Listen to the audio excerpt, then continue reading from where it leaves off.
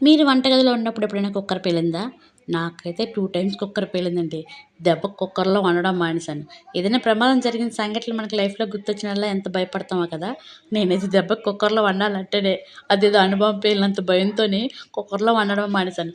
అన్నం వార్చేసుకుంటున్నాను వండేసి. పప్పు వండాలంటే ఎంత లేట్ అయినా పర్లేదని కుక్కర్‌లోనే మామూలుగా ఉడకపెట్టుకొని వంట చేస్తున్నాననమాట. పప్పు ఆకుకూర గాని, పప్పు ఏవైనా చేయాలంటే పప్పు నార్మల్‌గానే ఉడకబెట్టేసుకుంటున్నాను. కంప్లీట్‌గా కుక్కర్ అనేది నేను మానేశాను. అంత భయపడిపోయాను. నూనెలో కరివేపాకు, ఆవాలేస్తేనే తుల్లిపోతే, కాలిపోతే భయపడే రకం నేను. అలాంటిది కుక్కర్ పేలినప్పుడు నేనెలా హ్యాండిల్ చేశానంటారు? అప్పుడు నా కాళ్ళు నిజంగానే చాలా వణికిపోయాయి. ఎవ్వరికీ అలా జరగకూడదని అనుకుంటాను. నాకేమి దెబ్బలు తగలలేదు గానీ, ఆ సౌండ్‌కి ఆటిలికి మాత్రం నేను చాలా భయపడిపోయాను.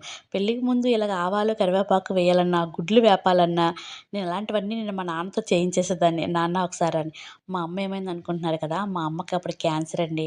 మా అమ్మ కీమోథెరపీ చేసుకుంటే చాలా కష్టంగా ఉంటుంది కదా! కీమోథెరపీ పేషెంట్స్‌కి. అందుకని తను వంట చేయలేకపోతుండేది. అందుకనే ఫ్రెండ్స్ వంట చేసేటప్పుడు కొంచెం జాగ్రత్తగా చూసుకొని చేయండి. కాలినా చేసినా మనం చాలా ఇబ్బంది పడాలి. Thank you for